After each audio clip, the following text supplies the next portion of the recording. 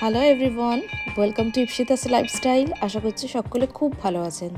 আজকে আমি একটা ভীষণ সুন্দর ভ্লগ নিয়ে আপনাদের কাছে এসেছি, যেটা আপনাদের খুবই ভালো লাগবে।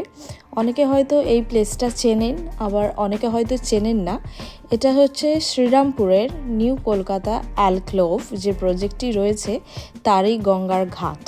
এখানে কিন্তু প্রত্যেক দিনই এইভাবে সন্ধ্যাবেলায় সন্ধ্যা আরতি আয়োজন করা হয়।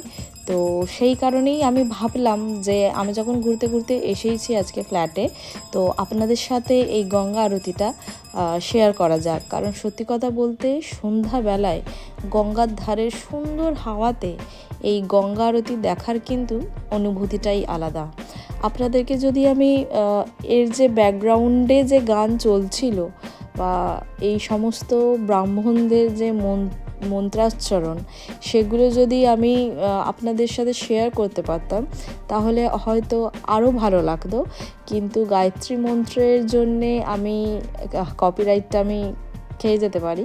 তো সেই কারণে আমি অন্য ব্যাকগ্রাউন্ড দিয়েই এই ভিডিওটা আমি এডিট করলাম। আশা করছি এতেও ভালোই লাগবে। আজকে আমি খুব বেশি আর কথা হয়তো আপনাদের সাথে বলবো না, কারণ সত্যি কথা বলতে গঙ্গা আরতিটা দেখুন, আপনাদের আশা করছি খুব খুব ভালো লাগবে।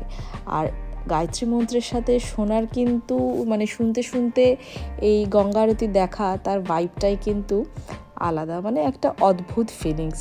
সেটা আপনারা যারা হরিদ্বার বা বেনারসে গিয়ে গঙ্গা আরতি যখন দেখেছেন সেটার ফিল আপনারা জানেন। আর সত্যি কথা বলতে সন্ধ্যাবেলায় গঙ্গার ধারে বসে এই গঙ্গা আরতি দেখার যে মজা, আর মনটা একদম হালকা হয়ে যায়, এত সুন্দর দেখতে লাগে। তাহলে আমি আর কথা না বাড়িয়ে আপনারা এই ভ্লগটি দেখুন, গঙ্গা আরতিটি মন দিয়ে দেখুন, আর আমাকে জানাতে অতি অবশ্যই ভুলবেন না যে আপনাদের কেমন লাগলো। আর আমার চ্যানেলটি ভালো লেগে থাকলে প্লিজ একটা লাইক, শেয়ার অ্যান্ড সাবস্ক্রাইব করে দেবেন।